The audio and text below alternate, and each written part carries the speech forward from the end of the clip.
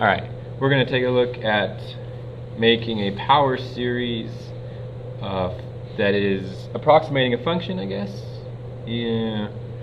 This, I think, only works for very specific types of functions, so I'm going to do one of your homework problems, number 9. Pretty sure I assigned that one. It's 5 over 2x plus 3. And we want to approximate this function around c equals -3. Now remember, a power series from n equals 0 to infinity of a times r to the n will converge to a over 1 minus r when the absolute value of r is less than 1. So if we want to create a power series for this, we need to make it look like this. Then we can find the power series. So to start that off, because we're centering this at -3, I think the first thing I want to do is put 5 over 2 and change the x to be x plus 3. What that does is that centers this equation, or this function, at -3.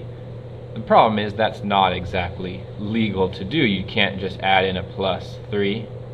Actually, I'm not adding a plus 3. When you distribute the 2, I'm technically adding a positive 6. You can't do that, it's unbalanced, so what you have to do is you have to add in also a minus 6. That way they would technically cancel out. So what I've got here is I've got a positive 3. Oh, I'm sorry, that was a mistake. That's a -3. Scaring myself there. Alright. That's a -3. Which means if it was a -3, we have to add another -6. That's going to become a -9. Alright, we're getting closer to having it look like this. The next thing you want to do is see that we need to have this be of the form 1 minus r. Right now our number over here is a 9. And so what we're going to do is we're going to factor that out on the bottom. So these are going to be equal. 5 over.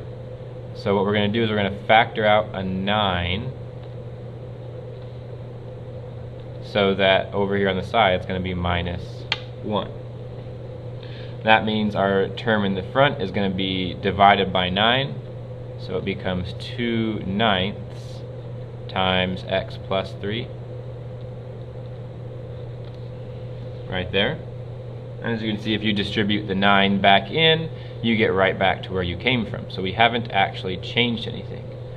The next thing that we've got to deal with is the fact that our negatives are in the wrong place. Here the 1 is positive and the r value, which will be where our x is negative. Here our 1 is negative and we need it to be positive. So I'm going to factor out a -1 from inside here to sort of fix that. So what we'll get is 5 over -9 times, I'm going to switch the terms around, 1 minus 2/9 x plus 3,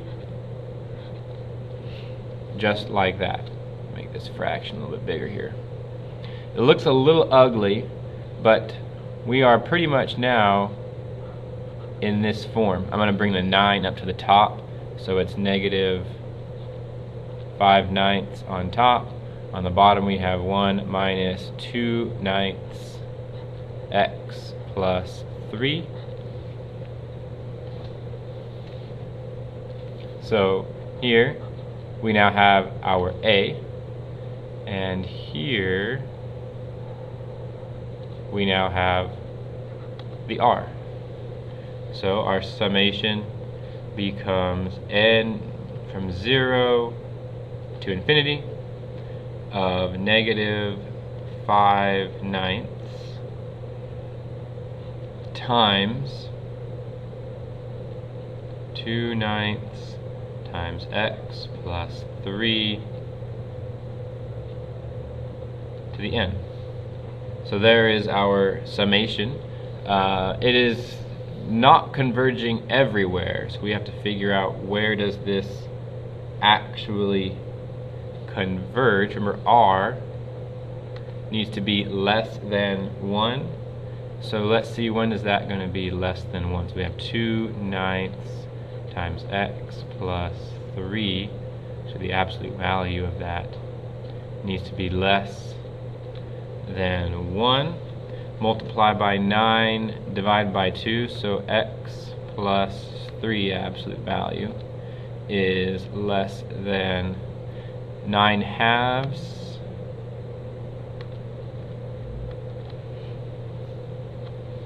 So do the absolute value equation. That means our other one will be x plus 3 is greater than -9/2, which is 4.5. So subtract 3, x 4.5 minus 3 is 1.5, and x needs to be greater than, subtract 3, 4.5 minus 3 is -7.5, it looks like. So this converges from -7.5 all the way to 1.5, and I surely hope, because we are centered at -3, that -3 is sort of the center. Looks about right. So that is when our series converges. If you want the interval of convergence, we write it this way.